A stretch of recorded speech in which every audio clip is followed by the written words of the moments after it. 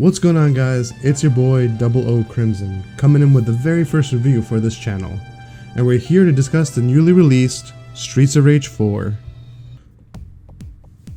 For those who don't know about this franchise, it started out in Japan as a beat-em-up game called Bare Knuckle, and then was brought to the US by Sega in the 1990s and renamed Streets of Rage for the Sega Genesis and the Sega Mega Drive. I grew up playing the first one and loved it a lot, and later got to play the second and third installments. I did hear they were making a part 4, but I found it hard to believe, since Sega went bankrupt and Microsoft and Sony took the lead.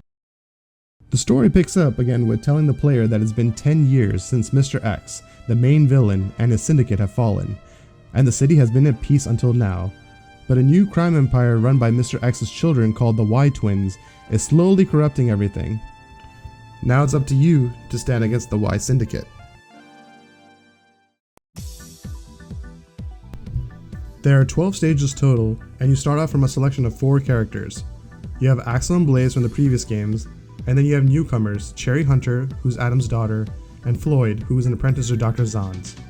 You can also unlock Adam midway through the campaign. Each character handles very differently and has their pros and cons.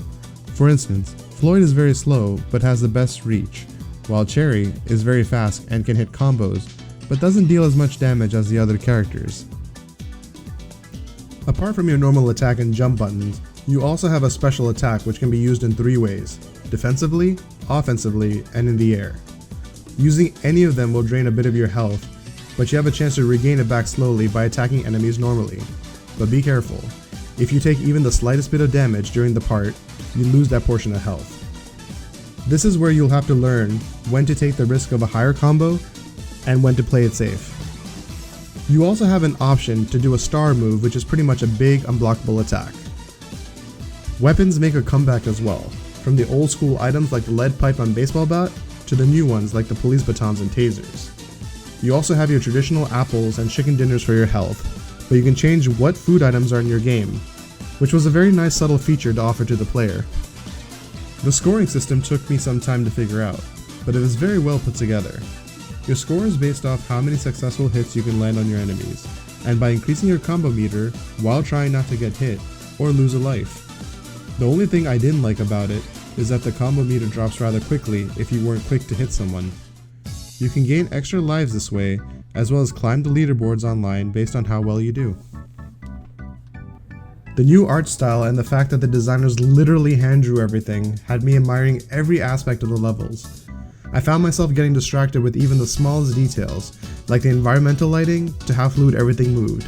It's not like its predecessors at all.